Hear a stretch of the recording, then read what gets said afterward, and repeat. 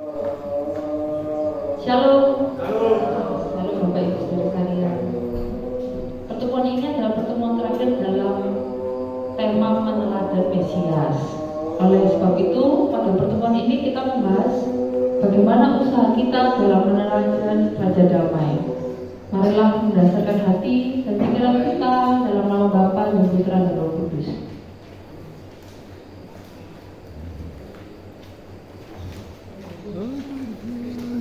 Setelah dibagikan kertasnya semua, mari kita bersama berdoa.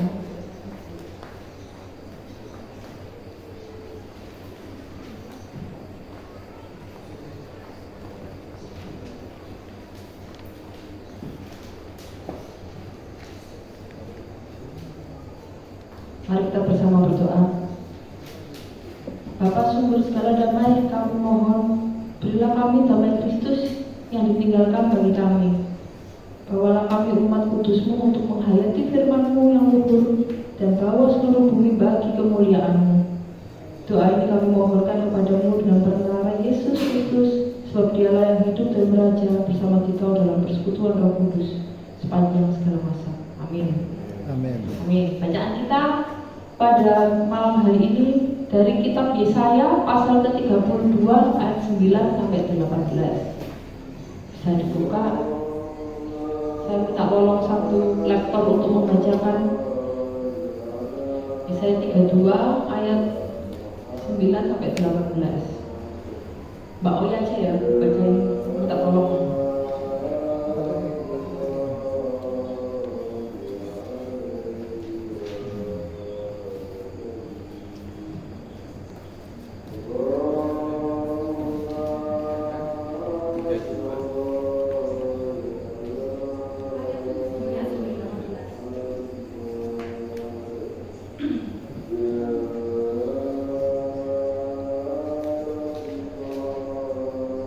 Yesaya 32 ayat 9 sampai 18. Hai perempuan-perempuan yang hidup aman, bangunlah, dengarkanlah suaraku. Hai anak-anak perempuan yang hidup tentram, perhatikanlah perkataanku. Dalam waktu setahun lebih kamu akan gemetar. Hai orang-orang yang hidup tentram, sebab panen buah anggur sudah habis binasa, dan panen buah-buah lain juga tidak ada. Gentarlah hai perempuan-perempuan yang hidup aman, gemetarlah hai perempuan-perempuan yang hidup tentram. Tanggalkanlah dan bukalah pakaianmu, kenakanlah kain kabung pada pinggangmu. Ratapilah ladangmu yang permai dan pohon anggurmu yang selalu berbuah lebat. Ratapilah tanah bangsaku yang ditumbuhi semak duri dan putri laut, bahkan juga segala rumahmu, tempat bergiran-giran di kota yang penuh keriaan. Sebab putrimu sudah ditinggal dan keramaian kotamu sudah berubah menjadi kesepian. Bukit dan menara sudah menjadi tanah rata untuk selama-lamanya, menjadi tempat kegirangan bagi keledai hutan dan tempat makan rumput bagi kawanan binatang. Sampai dicurahkannya kepada kita roh dari atas, maka padang gurun akan menjadi kebun buah-buahan, dan kebun buah-buahan itu akan dianggap hutan. Di padang gurun selalu akan berlaku keadilan, dan di kebun-kebun buah-buahan akan tetap ada kebenaran. Di mana ada kebenaran, di situ akan tumbuh damai sejahtera. Dan akibat kebenaran ialah ketenangan dan ketenteraman untuk selama-lamanya. Bangsaku akan diam di tempat yang damai, di tempat tinggal yang tentram, di tempat peristirahatan yang aman.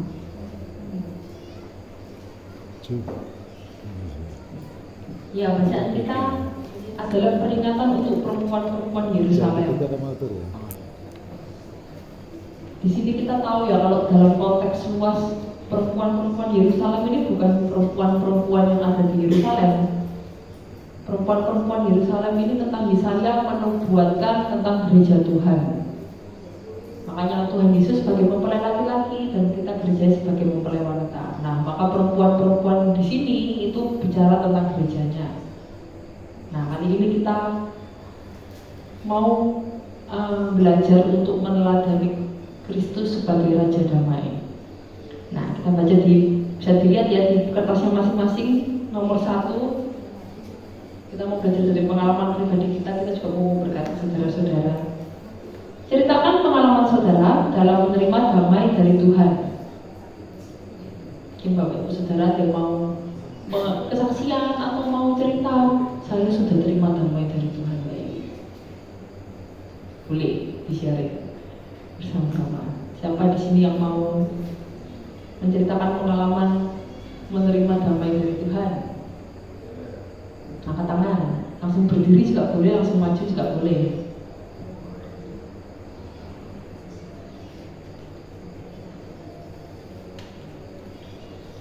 Bisa diingat-ingat dulu, direnungkan lagi. Mungkin saya duluan ya supaya yang lainnya terpancing ya. Kalau kesaksian saya itu menerima damai dari Tuhan. Jadi awal-awal saya umur 20-an itu di rumah kami sering ada kejadian-kejadian, yaitu adik saya terakhir Mas Abraham itu hampir setiap hari kerasukan. Hampir setiap hari ada aja kerasukan, yang tiba-tiba berdiri di sini kelempar ke pojok sana, atau tiba-tiba teriak sampai suaranya banyak. Pokoknya tuh ada aja kejadian demi kejadian. Itu saya tuh jadi setiap hari tuh kayak ketakutan. Adikku sok khawatir mengerikan loh, itu sungguhan itu. Ngelihat adik saya teriak-teriak terus kayak ada tangan kecil-kecil keluar dari perut gini, dorong-dorong dari dalam. Itu kan pikirannya pasti adikku sok mati. Itu nggak enak sekali. Itu hampir setiap hari, dari hari satu ke hari yang lain ada aja. Mana kalau sudah selesai kerasukan terus didoain Pak Iwan Bu Esti, anaknya tuh lemes, nggak bisa apa-apa, diutok selimutan, minum air hangat, kayak melas, kayak pokoknya hari-hari itu tuh sangat amat menegangkan dan berjaga-jaga, bisa aja kumat kapan saja. Ya. Tapi setelah kejadian demi kejadian, saya ngelihat Pak Iwan dan Bu Esti itu kok bisa tenang, doain. Dari situ tuh saya merasa Tuhan memberi saya damai sejahtera. Jadi setelah beberapa banyak kejadian, kalau adik saya tiba-tiba kerasukan lagi, tiba-tiba kelempar lagi, itu saya tetap bisa damai. Pas Tuhan tolong, saya jadi bisa pegang kebenaran, adik saya tidak akan celaka. Nah itu saya benar-benar merasakan damai itu dari Tuhan, karena kejadiannya tidak enak dan sangat mengerikan, tapi kok saya bisa merasa damai. Ini pasti dari Tuhan. Gitu kira-kira. Ada yang lain yang mau berbagi kesaksiannya? Ya Pak Iwan. Wah, juga mesti kesaksian. Shalom. Kalau saya menerima damai sejahtera Tuhan itu setelah apa? Setelah takutnya habis, ya, khawatirnya habis, sampai akhirnya doanya minta mati aja. Nah, sampai akhirnya Tuhan bicara, ayo sukacita, layani aku. Nah, sejak itu Bapak Ibu, saya serahkan semua kekhawatiran saya. Terus hari demi hari saya melihat pertolongan Tuhan. Sejak itu selalu damai sampai hari ini. Damai terus. Jadi kalau ada orang mencucu, buat saya kasihan ya. Apa yang ada dalam pikirannya, pasti nggak ada damai. Nah, makanya saya selalu mohon saudara untuk tetap sukacita, tetap senyum. Tapi memang harus merasakan damai sejahtera Tuhan itu dulu. Ya, kita jasa saya. Kalau mungkin ada yang lain.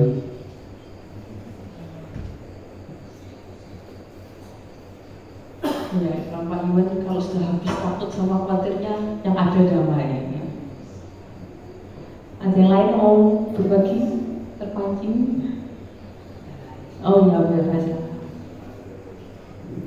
Saya merasakan damai sejahtera itu baru-baru ini ya. Mungkin 1 tahun tidak ada. Sejak Pak Iwan sering sukacita, terus pokoknya jangan dipikirkan, damai apa itu, mengampuni, berserah dengan Tuhan, dengan Roh Kudus, dengan kata Roh Kudus. Itu baru saya sedikit-sedikit mulai merasa damai sejahtera. Saya rasa kehilangan damai sejahtera saya itu yang paling mulai semakin parah itu adalah waktu rumah tangga saya goncang. Terus akhirnya saya memutuskan ikut suami pindah ke Flores. Di sana itu lingkungannya tuh memang orang Katolik semua, tetangganya tidak ada orang Muslim, orang Kristen, tidak ada, semua Katolik. Tapi ya seperti di Tulungagung sini, tidak ada yang rajin gereja. Mayoritas di semuanya, tapi tidak ada yang rajin ke gereja, termasuk keluarga suami saya, mertua saya. Sampai saya tuh pingin ya ke gereja tuh bilang gini, loh kamu kalau misa terus ibu sama saya mau pengen. Terus ada sana magic dia ilmu sana itu lebih parah daripada di sini. Bukan saya tidak percaya sama Tuhan, tapi rasanya tuh benar-benar selain di sana. Sampai akhirnya saya memutuskan untuk kembali lagi ke Jawa. Berhubung di Surabaya udah tidak ada tempat tinggal, akhirnya pulang ke Tulungagung. Di sini pun saya tidak ada pekerjaan, anak dua masih kecil-kecil, terus ya rasanya tuh kayak berat gitu. Hati ini rasanya kemerungsung, terus baperan ya mungkin saya juga. Betulnya tuh mungkin adik saya tuh tidak karena sama saya, mungkin bertengkar dengan keluarga sendiri, dengan suaminya sendiri. Tapi itu rasanya itu hati udah nah itu ada omongan apa sedikit saya tersinggung. Dan terus saya tidak bisa balas omongan seperti yang lainnya. Kalau ada terus saya ikut momen itu enggak, jadi saya sendiri. Terus akhirnya sampai saya sakit itu ya, itu juga itu seperti Pak Iwan, takut, khawatir, terus doanya kayak gini, Tuhan, wes pada Tuhan. Saya sampai pikir gini, mungkin kalau saya udah nggak ada ya, ada orang berbaik hati ngomongin saya, tapi nyatanya terus ada teman-teman bisa datang, Pak Iwan, Besti, terus selalu Pak Iwan kesana selalu sukacita ya Benda, sukacita ya. Terus apa tuh, besok minggu pertama saya jemput ya, terus saya datang. Itu masih apa tuh, masih belum dapat damai sejahtera, tapi sampai Pak Iwan kapan nanti mobil baru. Saya juga heran ya, kenapa saya selalu kalau popot batu kok selalu bilang itu terus tapi saya nggak jawab, tapi dalam hati itu mungkin buat saya ya. Akhirnya saya juga mulai sedikit-sedikit mengampuni orang-orang yang menurut saya itu menyakiti hati saya, membuat hidup saya pahit, membuat pokoknya nggak ada damai. Rasanya kayak putus asa itu. Tapi semakin hari semakin karena berulang-ulang Pak Iwan tidak khotbah itu tidak bosan-bosan. Akhirnya saya juga sadar, saya tidak bisa bilang ini adalah suara Tuhan atau suara Roh Kudus, saya tidak berani begitu. Tapi waktu saya pulang dari Flores ke sini itu ya, di kaki saya itu ada bekas sedang jepit itu sampai putih gitu, belang. Terus saya tuh kayaknya tuh ini nih bisa sembuh kalau aku tuh sangat ampuni yang lalu, terutama suami saya dan keluarga suami. Tapi itu susah ya untuk dari hati benar-benar pengampuni itu susah. Tapi ya karena Pak Iwan selalu bilang ampuni, kamu tidak bisa bilang maaf langsung doa. Terus saya sudah doakan, terus saya juga cerita ke Pak Iwan, saya sudah doa Pak, tapi saya juga takut. Saya doa terus takut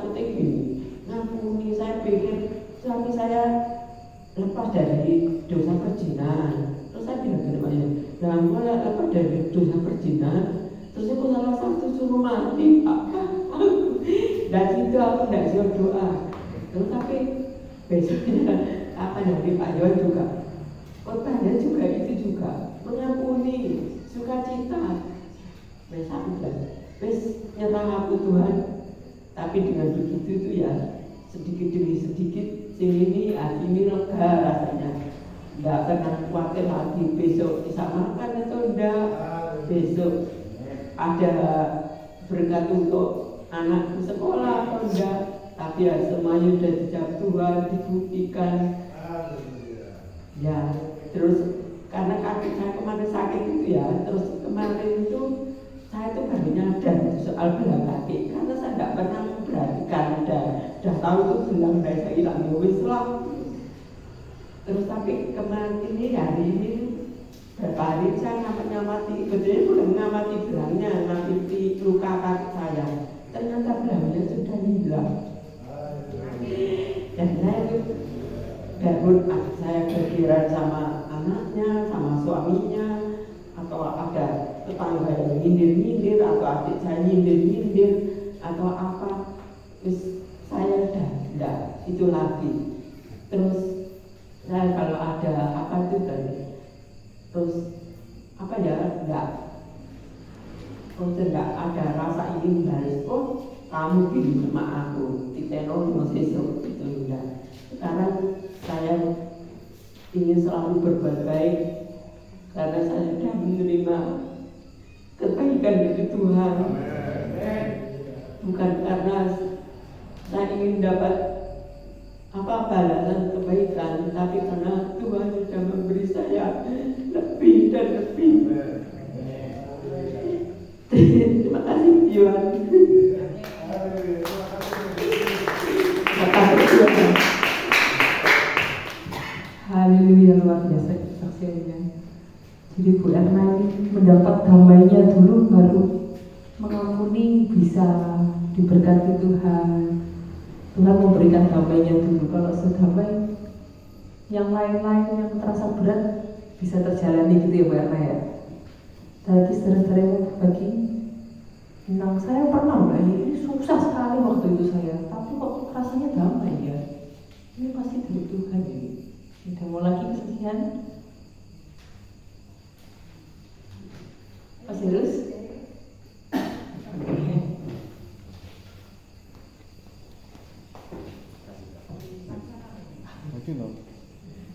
Salam. Ini pengalaman saya menerima damai dari Tuhan. Karena awal mula saya belum mengenal Tuhan Yesus. Kondisinya cuma bekerja aja, nggak ada harmonis dalam keluarga, nggak bisa ngumpul, dan saya nggak bisa seperti ini. Dan akhirnya mungkin ya peneguran juga dari Tuhan. Anak diberi sakit, semua ludes habis, tapi puji Tuhan dari semua proses semua itu ada damai sejahtera di keluarga kami. Biarpun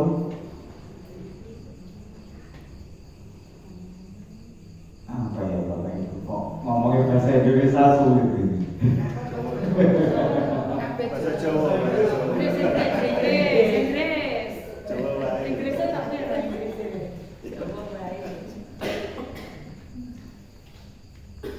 Ya akhirnya pengalaman yang luar biasa itu. Saya dulu, maaf ya Bapak Ibu, maaf sebelumnya, saya dulu itu anti Kristen, benar anti Kristen. Setiap ada ibadah Kristen itu pasti saya selalu mengolok-olok. Tapi puji Tuhan, sekarang di bawah Kristus saya sekarang.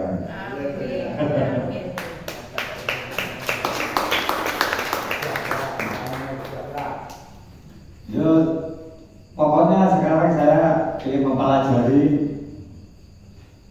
dalam lagi kayak firman Tuhan, terus tambah lagi iman, biar tambah mengenal Tuhan Yesus itu pribadinya seperti apa. Kalau kita mencontoh seperti Tuhan Yesus 100% itu kayak mustahil, tapi minimal karena kita diciptakan serupa dan segambar dengan Tuhan Yesus, ya kita harus tetap berusaha. Nah, akhirnya keluarga kami menemukan damai sukacita dan sejahtera, dan sekarang bisa tambah lagi keluarga kami kayak saudara-saudara seiman yang selalu menguatkan kita. Nggak bosan-bosan Bapak Gembala dan Ibu Gembala selalu menasihati kami, biarpun diseneni juga sama Pak Juan, nggak apa-apa.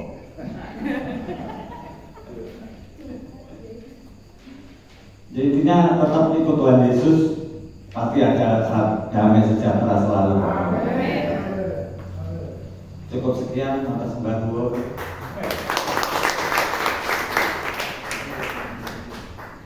Haleluya, puji Tuhan. Dari Mas Heru seperti itu ya, satu keluarga langsung dapat damai semua, nggak cuma sendirian. Sekeluarga langsung dikasih damai sejahtera. Oke, kita lanjut ke pertanyaan kedua. Menurut saudara, apa hal-hal yang seringkali menghambat atau menyulitkan saudara dalam membawa damai? Dalam membawa damai itu kok terasa sulit, kenapa ya? Mungkin ada ya. Ini kan ini bukan cerita, ini bisa jadi perkiraan atau analisa. Saya itu susah ini mendamaikan orang yang lagi berantem. Saya itu berantem. Nah, itu kira-kira kenapa? Kalau ada saudara atau teman yang rasa-rasa tak rasanya bisa, cek gue kira bisa, nah kan ada. Nah, itu kira-kira kendalanya apa? Kok susah menghambat, susah membawa damai? Kendalanya kira-kira kenapa itu? Kok kita kadang-kadang sulit ya membawa damai? Kira-kira aja menurut saudara sekalian ini. Kira-kira kenapa kok seringkali kita ini susah membawa damai?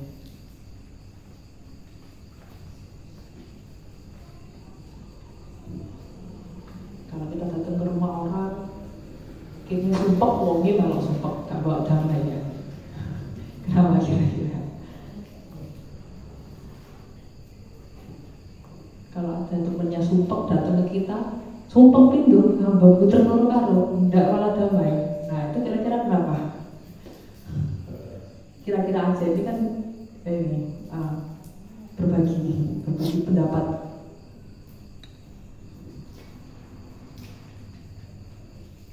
Ini kalau dari pengalaman saya biasanya ini ya, sudah sumpah duluan, memang kita sudah banyak masalah, nanti membawa damai, mungkin ya gak damai, nanti membawa mana ya. Mungkin kira-kira itu. Aku sebuter karena udah dewi kak damai-damaian ya. Atau mungkin ini juga pengalaman saya, teman saya itu orangnya suka drama. Jadi kalau damai itu dia tidak bisa, butuhnya drama terus. Ini kok airnya kok tenang ya, tak ecek-ecek. Ya, kok ada sesuatu yang tenang ya tak rusak ya. Itu aja hobinya memang kayak gitu. Kalau lihat yang tenang yang damai itu tidak bisa. Kira-kira kenapa Bapak Ibu saudara sekalian?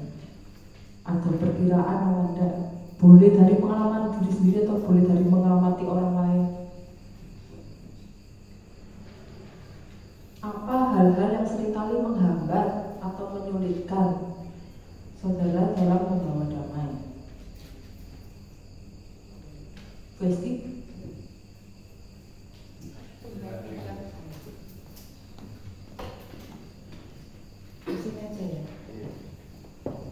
ini yang pernah saya alami itu ego saya pribadi, hingga membuat hambatan untuk memberikan damai untuk orang lain. Kadang anak wong sing mengeluh dalam hati aku dewi kalau ini ngomongnya kita. Nah, dengan belajarnya waktu, berjalannya waktu, akhirnya harus bisa menyisihkan bahwa kita nggak boleh bawa ego kita supaya tidak terbawa oleh masalah orang itu. Dan akhirnya saya mengambil satu kesimpulan ketika ada si A katakan Papa dulu ke saya tidak terang mentah-mentah. Saya tidak langsung, oh iya, oh iya, pancen enggak. Saya juga harus cari tahu dari sumber lain yang sedang dibicarakan supaya jadi dua sisi. Nanti dari situ yang muncul bukan ego lagi tapi minta hikmat Tuhan sehingga tidak menjadi satu hambatan. Begitu pengalaman saya sih. Tangannya. Kalau dari PST itu ego itu bisa menghambat kita membawa damai. Ada lagi enggak? Pak Edi?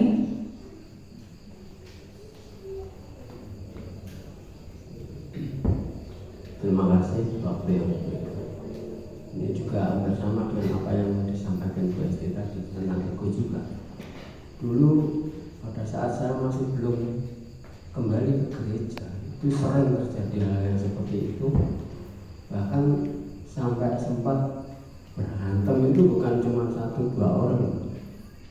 Keroyokan bahkan kita pernah di-drop dari di Satapan itu sekitar 50 orang. Bukan sedikit di halaman depan rumah saya. Tapi karena saya dulu juga kan orangnya keras juga.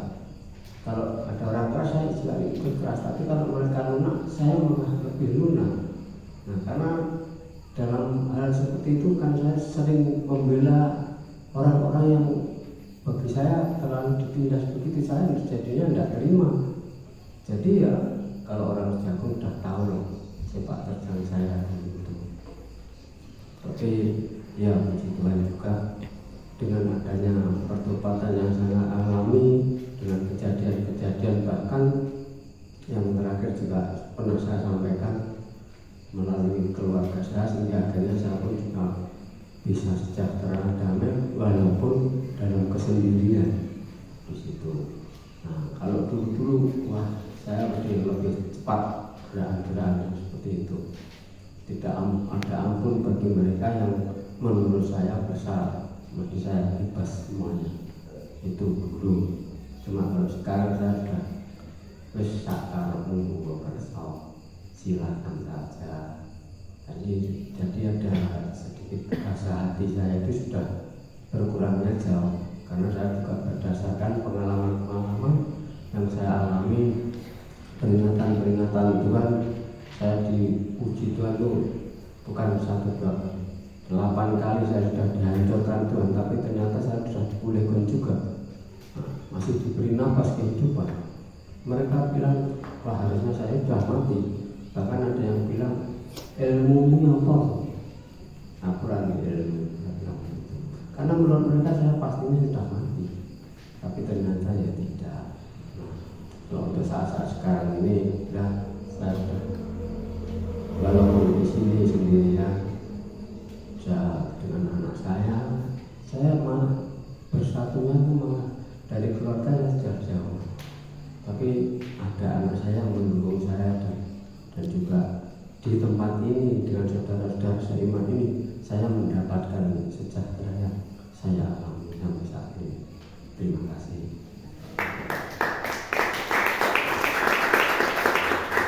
Terima kasih Pak Edi. Ya, itu kalau menurut Pak Edi ego juga, atau mungkin kalau orang laki-laki itu harus membela kebenaran. Kamu jahat, aku ya jahat. Nah itu mungkin sering menghambat kita membawa damai, karena pikiran kita yang lama membawa damai itu untuk orang lemah. Kalau kita melawan kita kuat, nanti yang kuat itu yang membawa damai. Amin. Amin. Ada lagi yang mau ngapus? Salam, selamat malam. Ini pengalaman. Dulu saya masih anak saya kecil-kecil itu, bagaimana ya keadaan, kan tidak tahu itu selalu ditipu orang, selalu disalahi orang, selalu dimusuhi orang. Saya itu bingung. Sampai hari tua itu pernah ya saudara, semuanya saya ampuni, yang saya tidak bisa mengampuni ini hanya satu. Di waktu dulu hujan itu 1 minggu tidak terang, dan saya itu baju anak kecil-kecil itu kan saya jemur di teras itu, dan saya tidak tahu, saya dikabari mbah saya Kembalong itu sakit.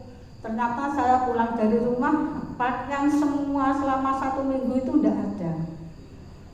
Terus di mana saya tanya-tanya, terus akhirnya ketemunya pagi, banjir itu dasar, penyan itu ada di got semua. Jadi saya itu selalu dihina, selalu ditipu, selalu dimusuhi. Terus saya bagaimana, harus siapa, saya harus berjurhat. Tapi akhir-akhir ini saya ketemu dengan Bapak Juan. Saya ditegur. Jual lagi. Kenapa Bunda Seko terus sakit, terus sesak? Ya Pak, karena saya ada dendam. Saya tidak akan mengampuni orang yang menyakiti saya. Itu masalahnya, yaitu pakaian anak-anak semua serumah 1 minggu itu saya jemur, tidak hujan, tidak terang, akhirnya dibuang ke got. Itu siapa sampai sekarang saya belum tahu. Terus sama Bapak tidak boleh dendam, ya harus sabar, harus diterima. Itu ujian imanmu. Ya Pak, tolong doain saya supaya saya bisa melepaskan itu. Kalau harta benda saya sudah tidak saya pikirkan, tapi satu ini, wong pakaian selama 1 minggu dibuang di got. Terus itu salah saya apa? Yang buang siapa? Sampai sekarang itu tidak tahu. Tapi sesudah didoani Bapak dalam nama Tuhan Yesus, saya hilang, tidak memikirkan itu lagi, karena ada orang yang menolong.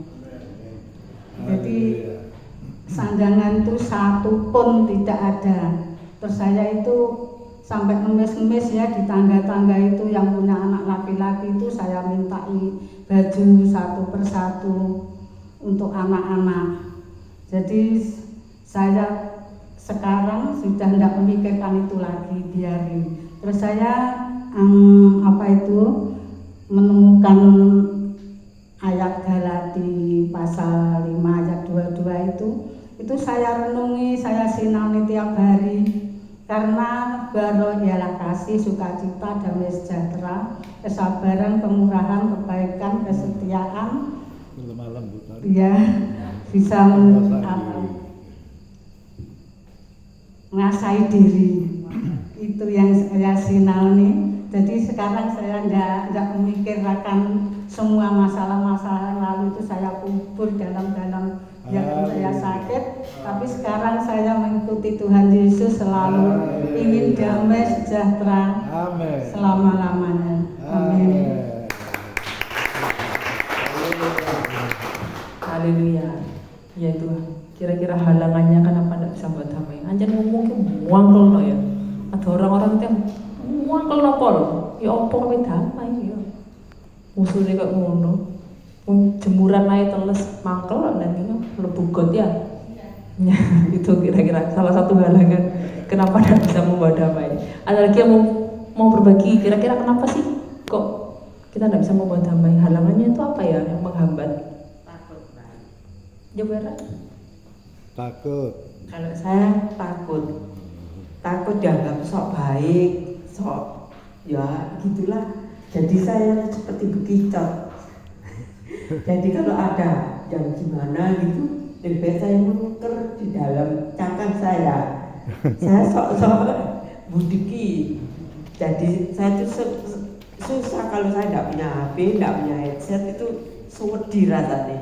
Karena kalau ada ya, buang gitu, lebih baik saya pasang headset, terus lebih baik dengarkan khotbahnya siapa, atau dengarkan lagu, atau wes Kalau tidak bisa konsentrasi dia drama Cina atau drama Korea gitu aja. Tapi ini telinga saya ini saya tutupi. Saya tidak ingin dengar. Jadi saya budeki kayak bekicot. Jadi damai sejahtera itu hanya untuk kuat. Masih belum bisa membagikan damai sejahtera. Sampai anak saya yang pertama tuh tahu, jadi dia sudah bekerja, sudah bisa belikan sesuatu untuk ibunya itu, dia itu beli handset yang bagus karena dia tahu wis mbok aja ngrungokno toksit punten kuping. Jadi sampai sekarang tuh ya itu yang masih terjadi. Nah, ini terima kasih Bu Erna. Ya itu memang salah satu hambatan ya. Soalnya ngomong geger, kini lek melok-melok tambah terkena rudal juga ya. Di perang rudal kita tidak. Jadi ini salah satu hambatannya itu menurut Bu Erna. Wis golek amane ya. Ada lagi? Tadi siapa? Ada lagi yang mau pergi? Kenapa ya kira-kira? Kok tidak bisa membawa damai? Sulit sekali.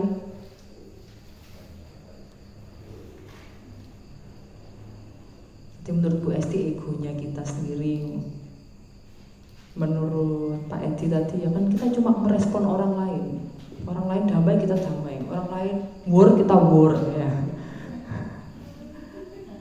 Kalau menurut Bu Dasi tadi ya memang ngomong ke mangkel aja. Oh pasti gue damai ya. Kalau menurut Bu Erna itu aja. Timbang kecipratan ya toh, timbang dipikir sok baik tak meneng aja. Toksik ya. Kira-kira kenapa lagi kok kita sulit membawa damai? Bisa jadi mungkin karena kita sendiri belum punya damai ya. Mungkin itu kira-kira. Itu kalau saya sendiri sih. Kayak mari kita lanjut ke pertanyaan ketiga. Pertanyaan terakhir ya ini. Apa langkah pertobatan yang akan saudara ambil untuk dapat melampaui segala halangan tersebut dan menjadi pembawa damai? Kira-kira langkah-langkah apa yang bisa kita ambil untuk melampaui halangan itu? Tadi kan halangannya saya sebut dari beberapa yang menurut pengalaman masing-masing. Halangannya bisa ego, halangannya bisa orang lain bencana, halangannya bisa apa tadi cari aman mungkin. Nah itu kira-kira langkah-langkah apa yang bisa kita ambil supaya kita bisa menjadi pembawa damai seperti Kristus?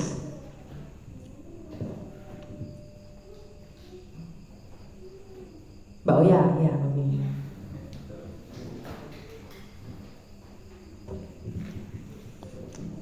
Mungkin menurut saya sendiri sesuai dengan pengalaman pribadi, langkah-langkah pertobatan supaya bisa membawa damai, belajar sabar.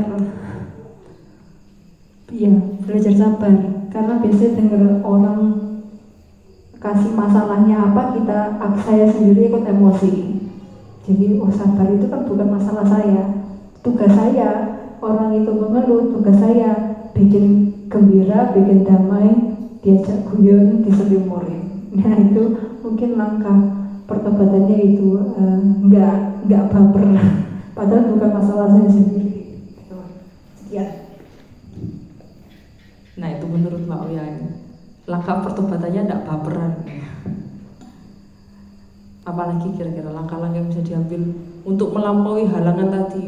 Saya ini tidak bisa membawa damai karena ego saya sendiri. Nah langkahnya apa supaya tidak ego itu tadi? Pak Kuat?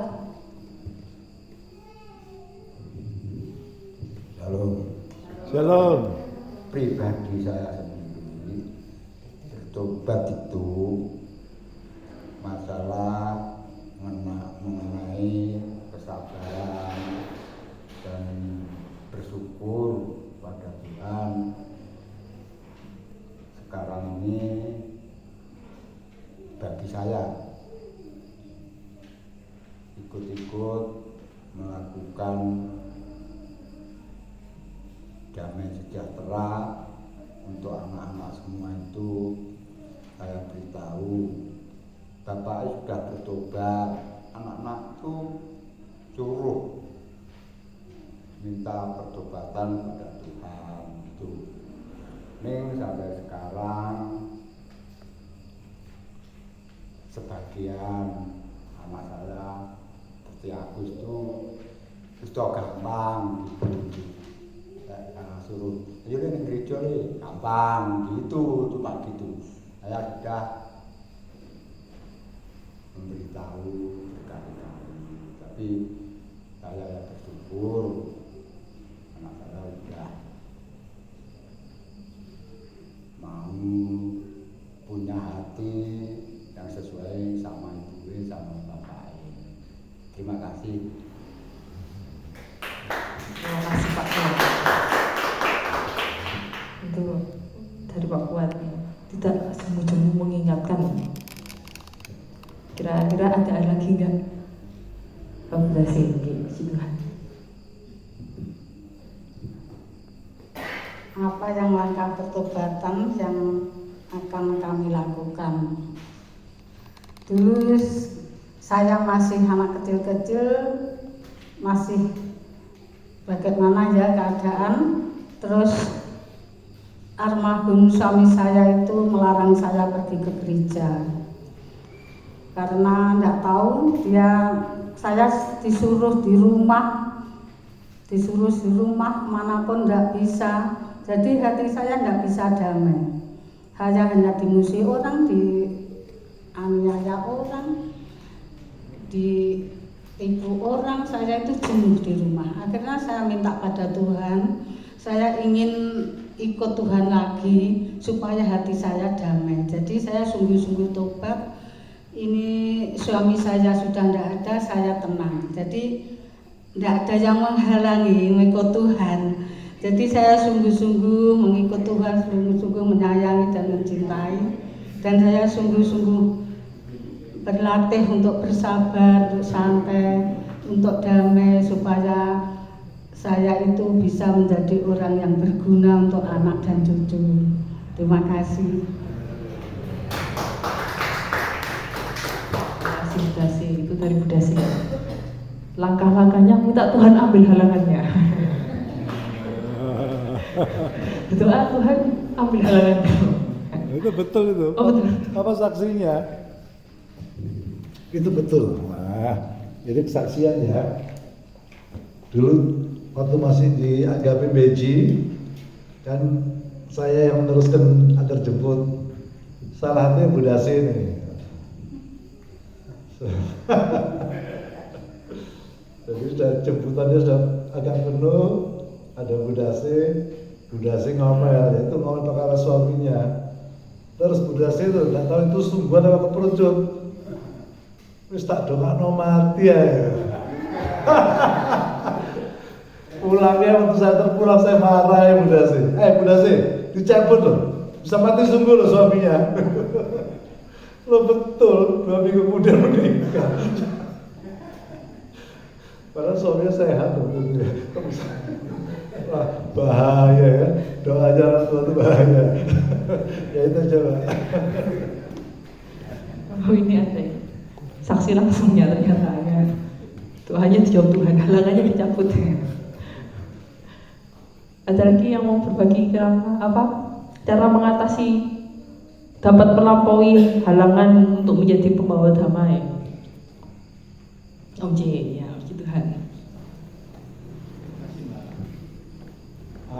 Ini dari saya sekaligus dari nomor 2 tadi. Kalau saya lihat tadi ada yang karena tidak mengampuni. Terus kemudian kalau dari pengalaman saya karena tidak percaya. Itu salah satu bagian kalau kita susah untuk mengalami damai sejahtera. Contohnya seperti ini. Yang pertama ya, kalau misalkan kita tidak percaya, ya misalkan Tuhan tuh katakan begini, Allah yang kita sembah adalah Allah yang menyediakan, contoh. Tapi kita nggak percaya seperti itu. Lalu kita melihat kebutuhan kita, wah akhirnya bawaannya khawatir dan segala macam, terus akhirnya itu kita jadi susah untuk mengalami damai sejahtera itu. Nah, terus kemudian yang kedua itu susah mengampuni karena disakiti. Nah, itu juga akan sulit mengalami damai sejahtera. Nah, ini saya sebutkan dua saja dari pengalaman saya. Misalkan kalau kita tidak percaya, bagaimana supaya kita bisa percaya akhirnya kita itu mengalami damai sejahtera? Kan kalau di ayat tadi dibilang karena di dalam kebenaran, jika ada kebenaran, di situ ada damai sejahtera. Nah, kalau kita percaya terhadap apa yang Tuhan buat, itu adalah sebuah kebenaran. Misalkan Allah menyediakan, saya percaya. Nah, itu pasti akan ada damai sejahtera. Kemudian bagaimana cara memunculkan percaya ini loh? Ini kan kadang kita susah. Saya sendiri pun kadang seperti itu. Nah, yang saya lakukan adalah pasang telinga lebar-lebar untuk banyak mendengar firman Tuhan. Nah, entah itu siapa saja yang menyampaikan, karena iman itu ternyata timbul dari pendengaran akan firman. Nah, seperti itu. Semakin kita sering mendengar firman, itu rasa percaya, iman itu secara bertahap itu akan oh iya dan lain sebagainya, mendengar kesaksian dan lain sebagainya. Nah, seperti itu. Nanti kalau seperti itu kita sudah percaya, saya percaya bahwa damai sejahtera itu akan kita mudah rasakan ya. Contohnya misalkan kita sakit nggak sembuh-sembuh, sudah sekian tahun lamanya. Tapi kalau kita percaya, kita nggak akan lagi peduli dengan sakit. Walaupun sakit ini nggak sembuh, tapi kita percaya bahwa Allah akan menyembuhkan, Allah bersama dengan saya. Nah, itu akan ada damai sejahtera. Damai sejahtera itu akan terus mengalir. Nah, kemudian yang kedua, kalau untuk yang tadi tidak bisa mengampuni. Nah, ini ada dua hal ya soal mengampuni ini. Pertama, disakiti, akhirnya tidak bisa mengampuni. Nah, kalau untuk mau bisa mengampuni kan sulit ya. Kalau sudah disakiti, mengampuni itu susah sekali. Nah, saya akan dari depan dulu. Kenapa kita mudah tersakiti ya? Kenapa kita kok bisa tersakiti? Akhirnya kita nggak bisa mengampuni. Biasanya itu seperti gini, kalau kita mau tidak disakiti atau kita disakiti tetapi kita nggak terasa sakit dan segala macam. Nah, ini kalau yang saya lakukan seperti begini Bapak Ibu. Jadi supaya itu tidak menyakitkan buat saya selalu mengarahkan pandangan saya itu kepada Tuhan. Selalu menjaga supaya saya sadar bahwa saya ini hidup sementara berproses untuk meneladani Tuhan. Nah, kalau waktu kita meneladani Tuhan, artinya kan kehidupan kita itu harus terus melihat ke Dia. Contoh Dia, kalau kita mencontoh Dia, berarti kan mata kita ini terus tertuju kepada Tuhan. Nah, otomatis kesadaran kita ini terus, saya ini sebenarnya hidup lagi mengikut Kristus. Saya itu seperti gitu. Nah, misalkan pada waktu kita disakiti, maksudnya dengan segala macam ya, disakiti dan segala macam, supaya kita nggak sakit hati, lihat Tuhan Yesus. Saya selalu seperti gitu. Tuhan Yesus itu pada waktu dihina, diludahi, dicaci maki, bahkan disalibkan, dia disiksa sedemikian rupa, dia selalu mengampuni. Dia selalu melihat bahwa ini orang-orang yang aku kasihi. Dan kemudian penderitaan seperti itu kenapa ya nggak bisa membuat Tuhan itu sakit hati? Saya itu kadang selalu melihat seperti begitu. Oh, ternyata memang kalau Tuhan aja seperti gitu. Kalau saya disakiti, saya dikecewakan, saya dihina dan segala macam, harusnya saya nggak perlu sakit hati. Kenapa kok nggak perlu sakit hati? Karena Tuhan itu sudah mengalami yang demikian. Nah, kalau Tuhan sudah mengalami demikian, yang saya contoh itu harusnya Tuhan. Artinya kalau saya diginikan, saya nggak perlu sakit hati. Karena apa? Sebenarnya saya layak untuk diginikan. Kadang itu saya berpikir seperti itu. Disakiti, saya merasa ya memang ini pantas untuk saya. Ya sudah, kalau seperti itu saya akhirnya terima, walaupun itu sebenarnya kalau orang lihat, makanya kadang istri saya melihat seperti itu, dia yang jengkel, dan nggak terima, saya nggak terima. Padahal sebenarnya saya menata hati saya untuk ya sudah, ini memang saya layak untuk menerima supaya apa? Supaya saya semakin direndahkan. Nah, karena prinsip saya seperti gini, semakin saya direndahkan, semakin saya mencontoh begitu loh, mencontoh Kristus. Nah, itu supaya kita tidak tersakiti ya. Soalnya nanti kalau kita sudah tersakiti, nah nanti jadinya susah mengampuni. Lebih baik bagaimana menjaga melakukan tindakan preventif ya, menjaga supaya tidak tersakiti, supaya nanti kita tidak sampai tersakiti dan kita tidak butuh usaha keras untuk mengampuni gitu loh maksud saya ya. Jadi yang pertama supaya nggak bisa mengampuni itu apa, supaya kita tidak tersakiti ya seperti itu. Kemudian supaya kita bisa mengampuni seperti apa? Lihat lagi kepada Tuhan. Contohnya Tuhan itu seperti apa? Tuhan bayangkan loh, mungkin kalau dari antara kita ini belum pernah mengalami yang Tuhan Yesus alami, penderitaan sebegitu hebatnya, tapi Tuhan Yesus itu rela melakukannya dan karena mengasihi lalu mengampuni. Dihina seperti itu. Ada yang orang yang datang menusuk lambung kita? Tidak ada ya. Kalau masih ditusuk dengan kata-kata lalu kita nggak bisa mengampuni, lalu siapa yang kita tiru? Tuhan Yesus tidak hanya sekedar kata-kata loh. Sampai kalau engkau anak Allah, selamatkanlah dirimu. Seperti itu penghinaan. Tapi dalam keadaan menderita dikatakan seperti begitu, dia tetap mengasihi, mengampuni. Nah, kalau kita cuma dikasih kata-kata yang menyakitkan lalu sakit hati nggak bisa mengampuni, itu belum seberapa ya. Jadi kalau hanya sekedar kata-kata itu nggak hanya kata-kata juga fisik juga, itu berat, memang berat.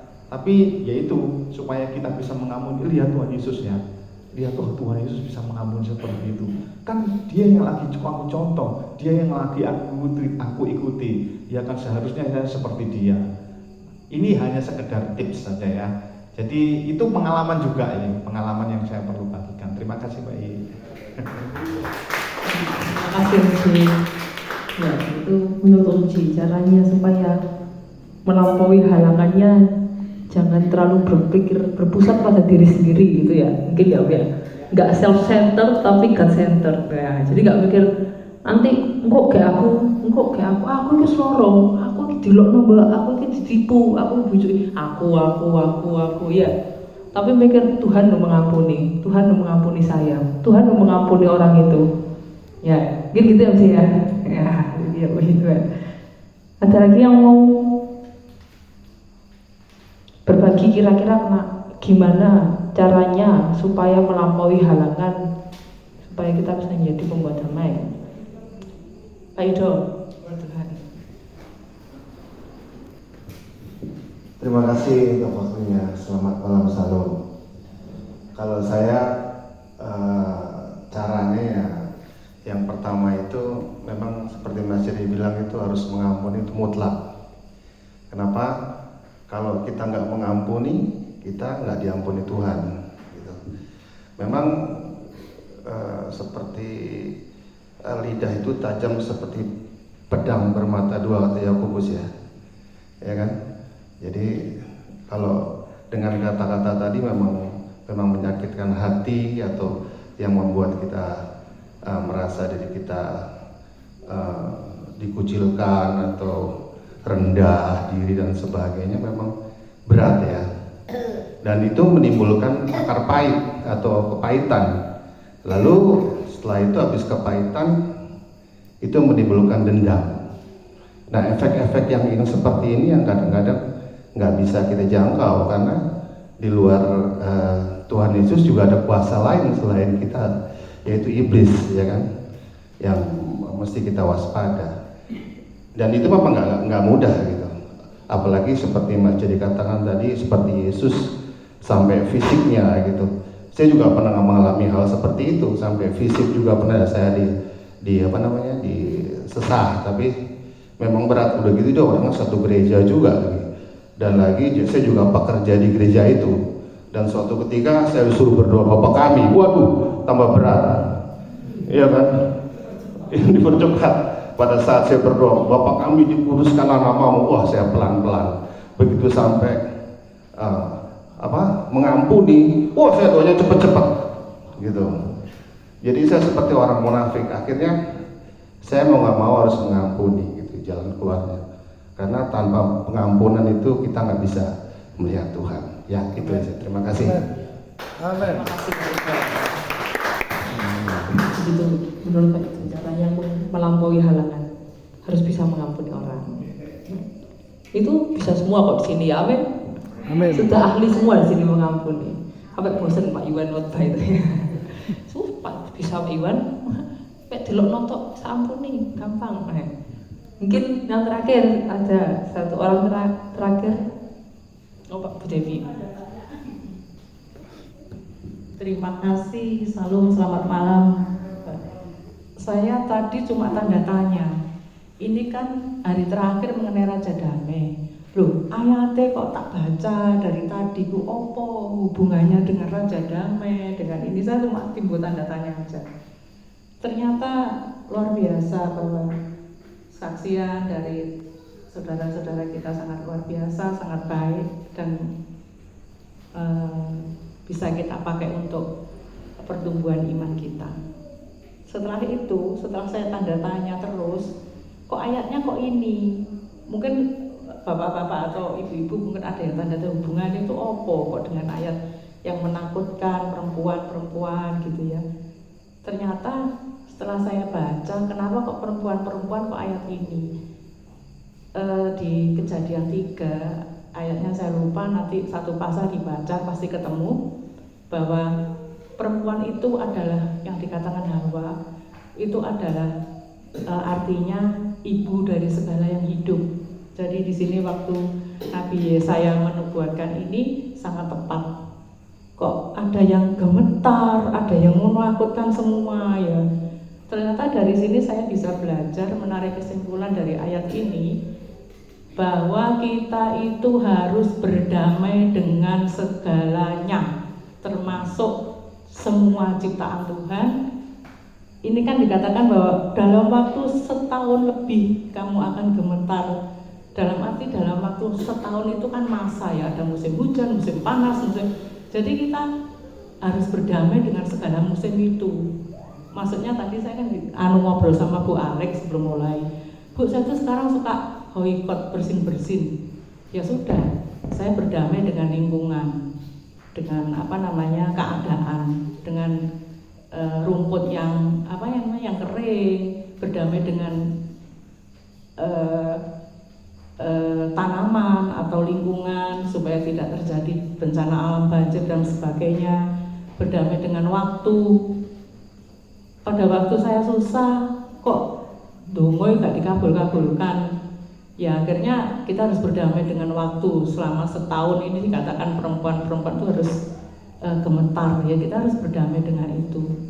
Terus kemudian puri-purimu akan ditinggalkan, keramaian kotamu, yaitu puri itu bagi kita kan kayak taman gitu ya, bagus ditinggalkan. Itu ya seperti semalam hari Senin itu perenungannya Bu Aneke itu, yaitu puri-puri kita. Kadang-kadang kita itu dilok nih, dirasani, difitnah, bahkan sampai puri-puri itu bagi kita itu suatu kehormatan ya. Jadi ya kita harus berdamai dengan yang kita alami, baik yang membuat fitnah maupun yang kita rasakan, ya berdamai sudah, mau diapain. Kalau Mbak Oya tadi kesabaran, sabar yaitu ini. Puji Tuhan, terima kasih. Ini dari sambungan ayat yang saya dari tadi tak pikir kok hubungannya apa. Ternyata luar biasa sekali. Terima kasih. Itu dari itu sambungannya apa itu di ayat 16 ya. Ayat 16. Oh, Mas Yarus. Monggo silakan.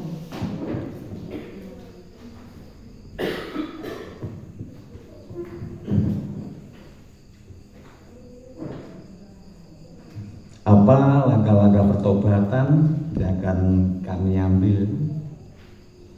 Ini pengalaman pribadi. Dulu masih baru-baru mengenal Tuhan Yesus, banyak cobaan, banyak ujian. Mungkin ya sampai sekarang juga kami alami. Ada omongan yang tidak karu-karuan begitu banyak. Kita nggak baik, keluarga kami gini-gini, diadu domba seperti apa. Tapi kami tidak bosan-bosan. Setiap malam sharing, ngobrol-ngobrol, dikasih tahu seperti ini loh firman Tuhan. Ternyata tetap harus mengasihi dan mengampuni.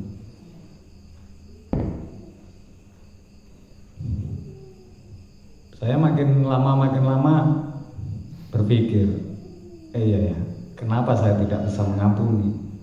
Sedangkan anak saya aja bisa sembuh, bisa selamat karena nama Tuhan Yesus. Amin. Sampai sekarang pun kami tetap belajar firman Tuhan, dan kami ini lagi cinta-cintanya sama Roh Kudus ini. Haleluya. Iya. Mungkin ya bentar lagi mau baptisan Roh Kudus juga, biar Roh Kudus bisa membimbing kami lebih maju, lebih baik untuk menyampaikan kedamaian seperti apa. Dan hari ini juga ada kesaksian juga dari saya. Mungkin ya saya dalam keluarga kami ya tidak baik-baik saja mungkin hari-hari ini. Tapi ada saudara kita yang lagi membutuhkan, ya kita sharing, kita kasih tahu seperti apa. Ngomongnya ya enak gitu saya ngasih tahunya. Ya tidak ada hambatan. Ya puji Tuhan, sekarang ada perubahan banyak banget. Mungkin itu semua ya karena kemurahan Tuhan. Amin. Ya mungkin sekarang cuma ego saja Bapak Ibu di dalam diri saya. Makanya dari itu saya belajar untuk mengenal lebih dalam Roh Kudus. Semoga keluarga kami dibimbing, Bapak Ibu juga dibimbing, biar lebih peka apakah ini yang baik apa enggak, pasti dikasih tahu sama Roh Kudus. Karena buktinya nyata, anak saya diselamatkan, disembuhkan hanya di dalam nama Tuhan Yesus, Bapak Ibu. Haleluya. Amin. Harus penuh dengan kasih, kemurahan, sukacita. Setiap ketemu ya harus kita senyum seperti katanya Bapak Juan. Cukup itu saja.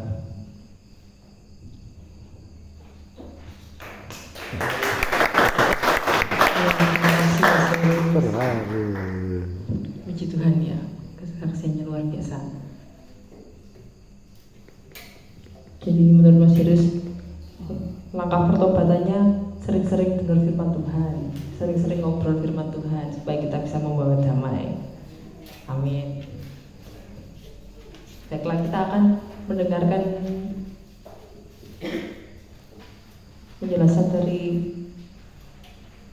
pendalaman iman kita yang terakhir ini ya, tentang Raja Damai, supaya kita bisa meneladan Tuhan Yesus, supaya kita bisa meneladan Mesias, jadi pembawa damai. Nah, di kitab Yesaya ini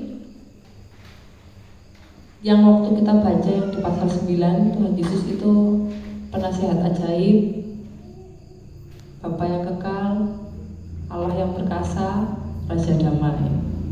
Nah, yang terakhir ini kita Raja Damai, kita juga harus bisa menjadi pembawa damai seperti Tuhan.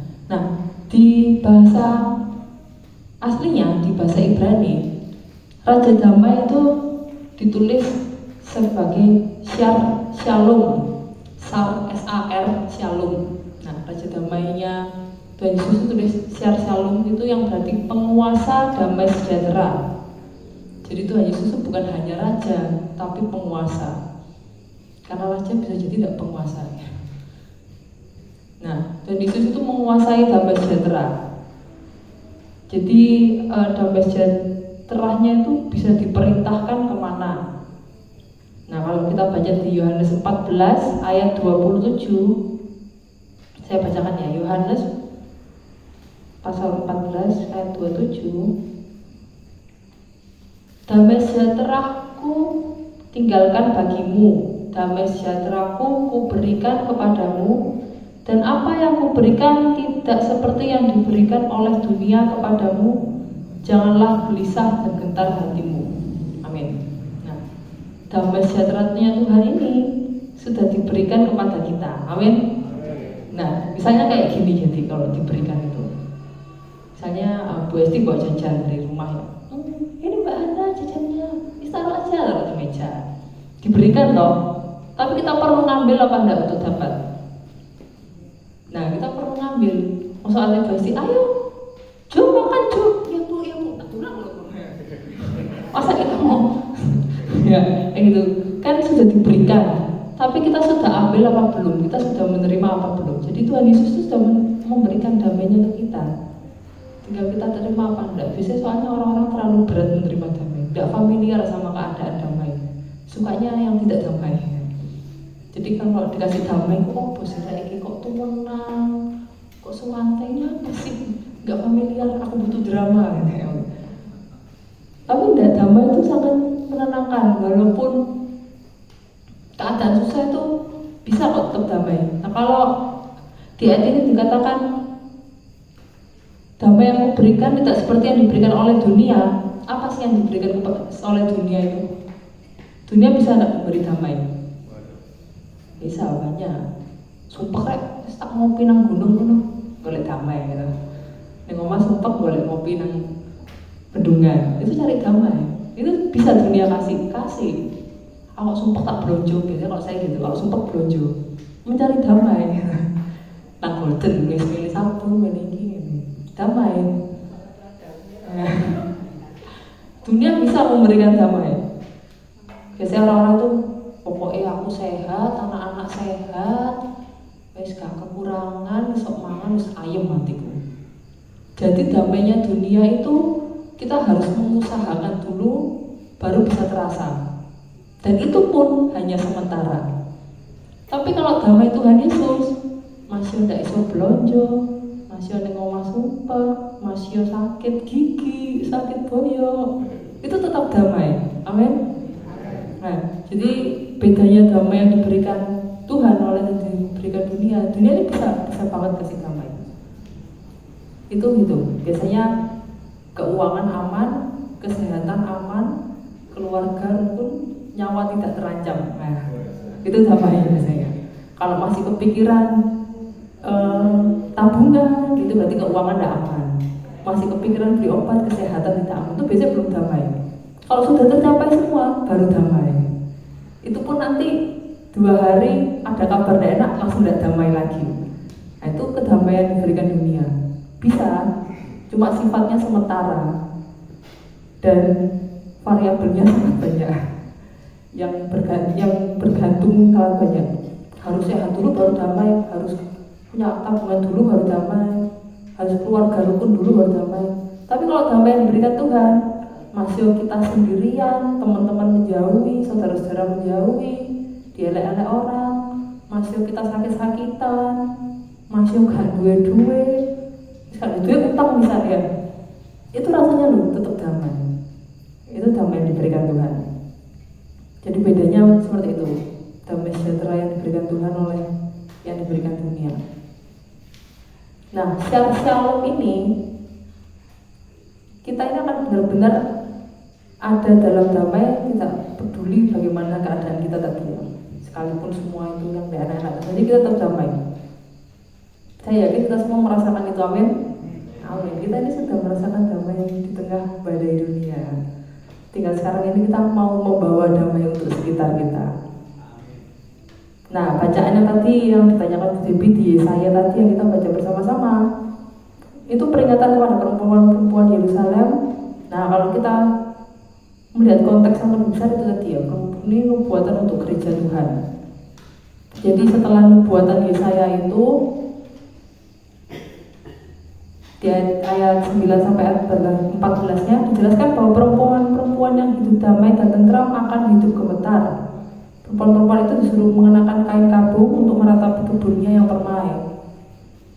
Mereka disuruh meratapi tanah bangsanya, semua yang dahulunya baik berubah menjadi ratapan. Hal ini itu tentang nubuatan bangsa Israel, karena setelah itu bangsa Israel yang selalu banyak nabi, bangsa Israel dipenuhi nabi ya, karena zaman dulu belum Allah belum menurunkan Roh Kudus, jadi mereka perlu nabi sebagai perantara, supaya Allah menyampaikan pada nabi, menyampaikan pada bangsa. Nah, bangsa Israel ini banyak nabinya, tapi setelah dinubuatkan Yesaya ini gak ada nabi, tidak ada nabi. Jadi seperti ditinggalkan oleh Tuhan. Lalu kita baca di ayat 15 di ayat tadi, sampai dicurahkan pada kita roh dari atas, maka padang gurun akan menjadi kebun buah-buahan. Ini juga nubuatnya itu. Dijanjikan roh dari atas, yaitu roh kudus. Nah, roh kudus datang, kita sudah memiliki roh kudus, kita memiliki damai. Nubuatnya ini dipenuhi dalam Kristus. Bangsa Israel seolah ditinggalkan Tuhan, diserahkan kepada kekuasaan Romawi.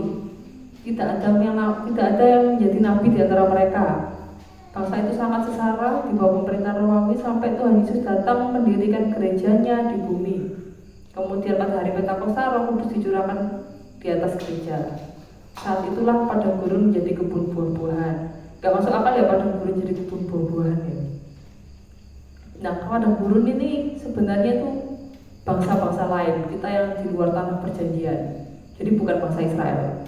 Padang gurun itu kita ini, bangsa lain. Jadi padang gurun atau bangsa lain di luar Kanaan malah nilainya jadi lebih tinggi daripada Kanaan atau negeri perjanjian. Karena Israel menolak Mesias. Kita mendapat, akhirnya padang gurun menjadi kebun buah-buahan. Kita jadi lebih diberkati, lebih damai, bisa menerima kebenaran, bisa menerima Mesias. Di ayat 16 kita baca bersama-sama ya. Mari kita buka lagi di Yesaya yang tadi. Yesaya pasal 38 ya. Yesaya 32 ayat ke-16. Ini perlu dibaca bersama-sama. Ayat 16 dan 17. Di padang gurun selalu akan berlaku keadilan, dan di kebun buah-buahan akan tetap ada kebenaran. Di mana ada kebenaran, di situ akan tumbuh damai sejahtera, dan akibat kebenaran ialah ketenangan dan ketentraman untuk selama-lamanya. Amin. Jadi kita ini yang menerima kebenaran pasti akan tenang. Kalau kita tidak tenang, berarti kita tidak menerima kebenaran. Kebenaran itu apa? Tuhan Yesus sendiri. Yesus adalah kebenaran. Jadi orang-orang yang tidak menerima Yesus atau tidak menerima kebenaran, suka tidak tenang. Sakit gak tenang nih, masalah titik tidak tenang, udah masalah lu udah tenang ya. Tapi kita yang menerima kebenaran pasti akan tenang dan ketenteraman untuk selama-lamanya. Nah itu. Nah,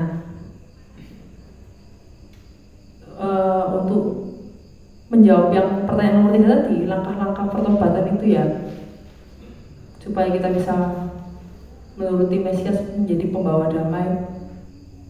Apa yang harus kita lakukan supaya kita bisa menjadi pembawa damai? Itu pembawa damai itu bukan tentang menolong orang, bukan tentang memberikan uang atau memberikan berkat. Pembawa damai itu ada kita saja orang terasa damai. Saya percaya Bapak Ibu saudara di sini sudah seperti itu semua. Kalau minggu loh sampai tidak pulang ya toh. Itu kenapa? Kerasa damai. Aku nang gereja enak, nunggu-nunggu ini mati, gak pengen mulai damai. Karena kita semua ini sudah membawa damai. Amin. Amin. Tinggal kita teruskan ke sekitar kita, ke keluarga kita, ke orang-orang kita. Kita tidak harus ngomong, tidak harus menasehati. Mungkin kita cuma duduk aja, saudara yang sumpah datang. Kenapa? Kerasa damai. Aku tak cerita sampai wong itu. Soalnya kok tenang katanya. Jadi kita tidak selalu harus menasehati, maksudnya kayak membawa damai. Ojo nesu, ojo bondo, ojo anu, enggak gitu ya. Tapi orang-orang itu bisa merasakan damai kita. Nah, orang bisa merasakan orang kita damai, iso diajak ngomong, aku tak curhat nang ngomong. Itu tuh orang sudah bisa merasakan damai. Kita sudah bisa menjadi pembawa damai. Atau orang geger apa sama saudara yang anu, terus kita datang atau kita ada pada diwisungkan. kita ngobrol enak. Nah, orang lain tuh bisa merasakan damai itu kalau kita benar-benar memancarkan damai itu. Jadi kita benar-benar damai. Jadi orang lain tuh bisa terasa damai. Nah, kita sebagai pembawa damai, kita mau mengikut teladannya Tuhan Yesus, membawa damai ya. Kalau ada saudara yang mengusahakan perpecahan atau menjelek-jelekkan satu sama lain, kita sebagai pembawa damai ya jangan bergabung gitu ya. Karena kita harus melihat dengan dari jauh gitu ya. Kenapa sih kok orang-orang itu suka ngerasani kayak gitu? Itu sebenarnya kan karena dia ada masalah dengan dirinya sendiri. Jadi kalau ada saudara yang kamu ikut dong gini, itu sebenarnya masalah dia sendiri. Maksudnya dia ada masalah sendiri, entah di rumahnya atau di keluarganya atau dia sakit-sakitan atau entah apa. Makanya dia ngerasani orang lain. Nah, langkah kita sebagai pembawa damai itu wis cocok ngomong iku, awakmu ono masalah apa to? Cerita. Lu gak tutuk aku, mau iki lho ngene. Wis gak ngurus wong iku lah yo. Awakmu iki ono masalah apa to jane. Jadi kita harus melihat yang sebenarnya. Jadi kalau ada orang yang tidak terbiasa dengan damai, ini lingkungan ini sudah damai loh, lingkungan ini sudah enak. Kok ono sing mutik-mutik sing rasa-rasa sing ngelak-ngelak iki salah, iku salah, kok ono itu sebenarnya itu orang tersebut itu bermasalah dengan dirinya sendiri. Itu bukan tentang kita ya. Tentang dia dengan rumah tangganya atau dia dengan pekerjaannya kayak gitu. Jadi kalau ada orang yang berusaha membuat tidak damai, kita ajak ngomong aja, ada masalah apa tuh, cerita ya. Jadi kalau gak usah ikut-ikutan, kalau saya dengar yang gak enak malah bisa saya ikut-ikutan. Soalnya orang-orang itu biasanya suka membawa berita yang jelek atau menjelekkan orang lain karena dia butuh perhatian juga. Jadi berilah dia perhatian tapi tidak dengan ikut rasan-rasan. Kan orang-orang mungkin ada orang yang mikir, aku udah gak mau cerita sing seru, aku gak dihatekno aku tak ngelak-ngelak kuwi semua nek perlu tak tambah-tambahi semua ke cek ngomongin ngrungokno aku. Nah itu kan kasihan. Marilah kita beri dia perhatian, cuma jangan ditanggapi rasa-rasanya ya. Nah, jadi kalau ada yang berusaha kita merasakan ini kok malah ngomongnya kayak dulu dewe sih, ini malah merusak kedamaian hati kita sih. Diajak ngomong santai-santai aja, tunggu sih ngopi tak, mau ngeteh kan, ada masalah apa sih awak? Karena sebenarnya orang-orang yang merusak kedamaian di luar atau di lingkungan itu tidak damai dalam dirinya sendiri. Jadi kita sebagai pembawa damai itu harus bisa melihat layer atau lapisan. Belum tentu yang dikatakan orang itu yang dimaksudkan. Kita kan anak-anak Tuhan diberi hikmat untuk mengetahui itu. Nah, pertobatan adalah jalan untuk menyatu dengan Kristus. Kita harus meninggalkan segala perbuatan yang tidak menjadikan damai. Kita harus membiasakan diri dan menahan diri. Memang menyebarkan cerita buruk tentang orang itu menyenangkan. Memang menjadi penyambung lidah perkataan menyakitkan itu terasa memuaskan. Tetapi bila itu tidak menjadikan damai, maka sebenarnya untuk apa kita melakukan itu? Jadi cobalah untuk menahan diri. Memang menyenangkan ngobrak-ngabrik keadaan damai.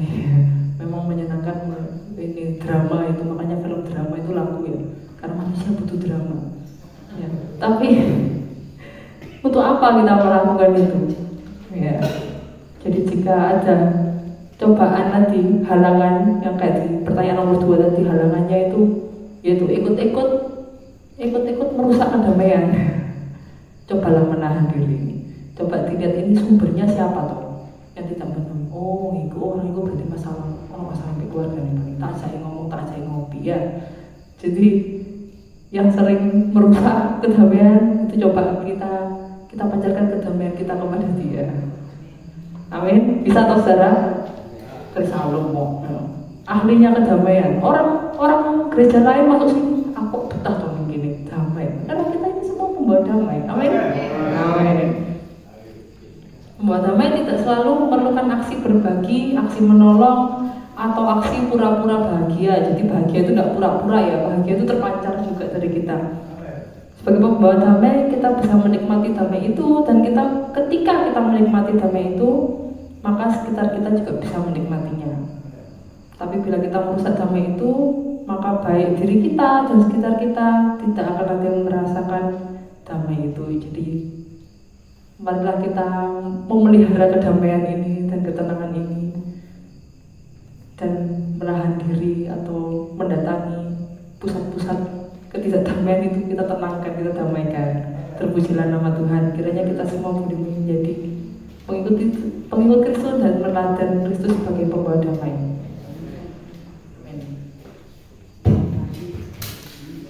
Boleh tanya Mbak? Oh monggo, Berna. Di luar tema. Ya. Ini soal kayak khotbah minggu kemarin itu loh. Baptisan Roh Kudus, oh ya itu bagaimana? Terus syaratnya apa? Terus itu untuk kita tuh manfaatnya apa?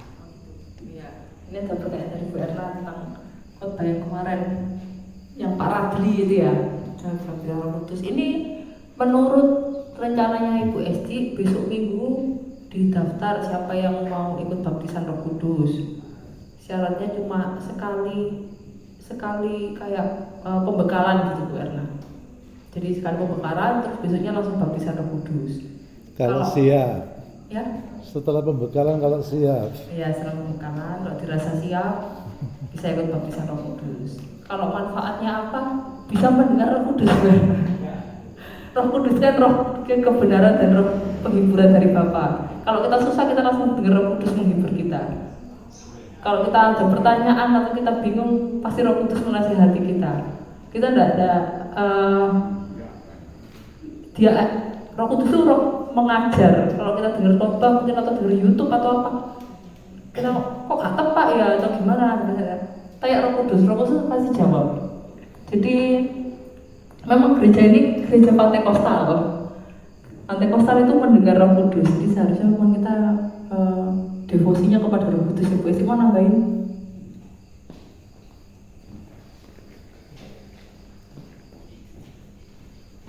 Ya, puji Tuhan.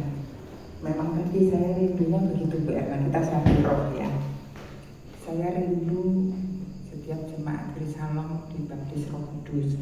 Terus baptis Roh Kudus itu jangan dibayangkan yang keruh. Jangan, aku belum siap soalnya kan belum tahu, nanti harus belajar begini, terus harus hidup begini. Aku cek tangga seneng miso, aku ora iso miso. Aku tangga seneng ngomel, aku ora iso ngomel. Aku tangga cek iso yang negatif begitu lainnya. Aku ora iso enggak harus seperti itu. Jadi kita itu baptis Roh Kudus itu supaya lebih mantap lagi, sensitif mendengar suara Roh Kudus dalam perjalanan hidup kita. Itu nanti akan terus dipertajam, bahasa rohaninya begitu, semakin dipertajam begitu setelah baptis Roh Kudus itu. Jadi tidak perlu mempersiapkan diri kita untuk sempurna, enggak ya.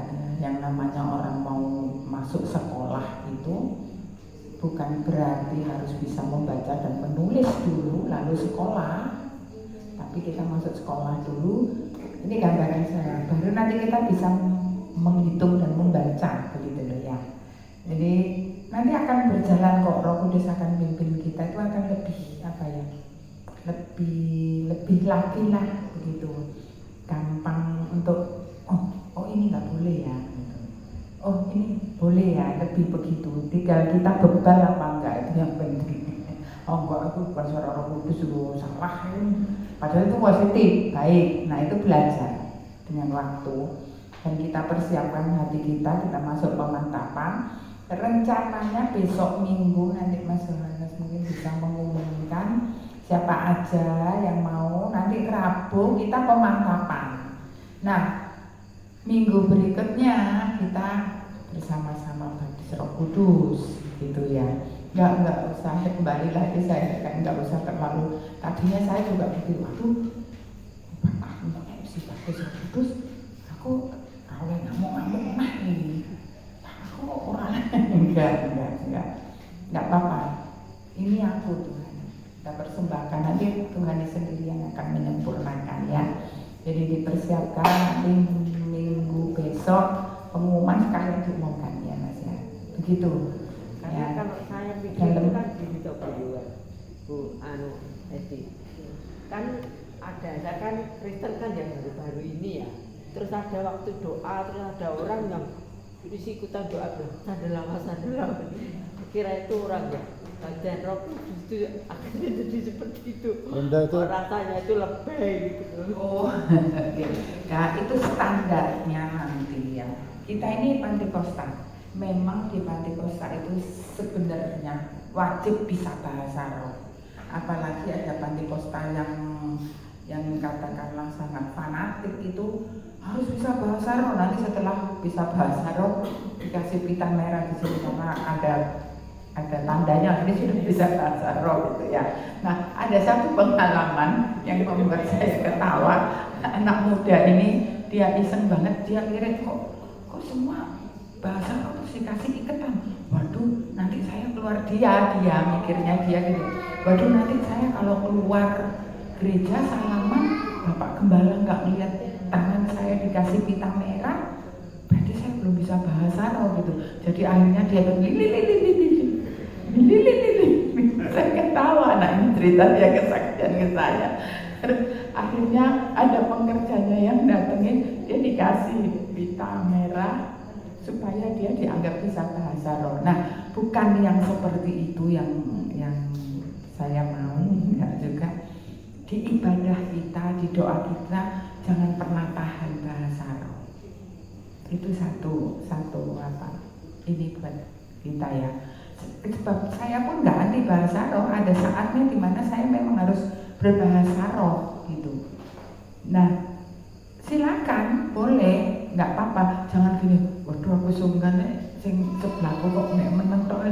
Waduh apa maneh sebelah iki wong wis seru doa ini buka HP masa aku bahasa roh. Enggak, jangan pernah. Kalau kita memang dipimpin Roh Kudus lalu kita berbahasa roh, silakan ya.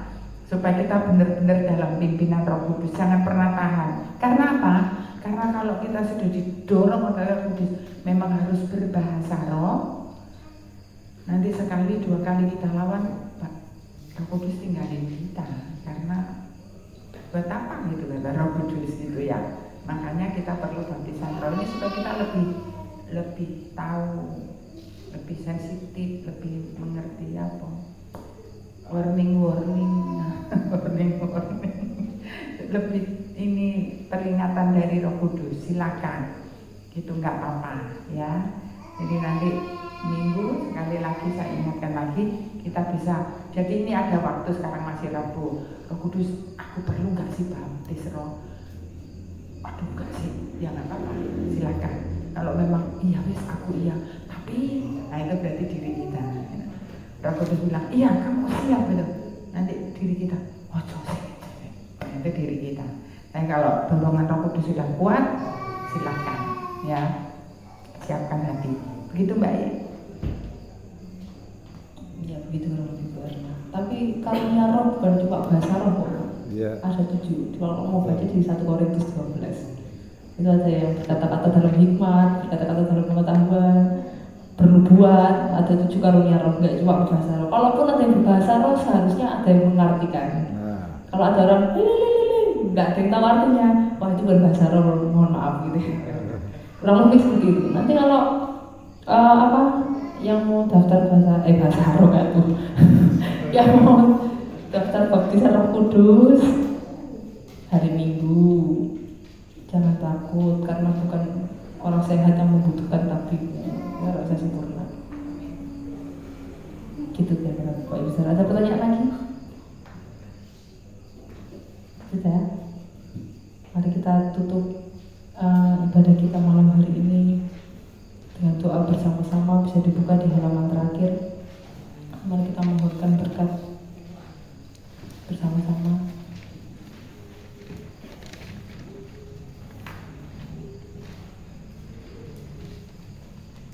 Ya Tuhan, Allah yang perkasa, Bapa yang kekal, kami bersyukur sebab Engkau telah mengutus putra-Mu yang terkasih kepada kami menjadi Mesias penyelamat kami. Melalui Dia dan bersama Dia kami dapat mengenal Engkau, ya Bapa yang mulia, dan kami telah dilayakkan menjadi anak-Mu. Tuhan Yesus Kristus, Engkaulah Raja Damai, yang melalui Dikau kami dapat sampai kepada Bapa. Himpunlah kami sebagai umat-Mu untuk dapat hidup dengan meneladan Dikau dan memuliakan nama-Mu yang kudus. Roh Kudus, Engkaulah penasehat yang ajaib, nyalakanlah api-Mu di dalam diri kami, sehingga kami dapat terus memiliki pengharapan dalam Kristus. Ajarlah kami segala sesuatu untuk dapat meneladani Yesus Kristus dan membaktikan diri kami bagi kemuliaan-Mu. Kami mohon, curahkanlah berkat kemurahan atas kami, kasih karunia yang dari Allah Bapa, penebusan dan damai sejahtera yang dari Tuhan kami Yesus Kristus, pemeliharaan dan penghiburan yang dari Roh Kudus menyertai kami semua sekarang dan selama-lamanya. Amin.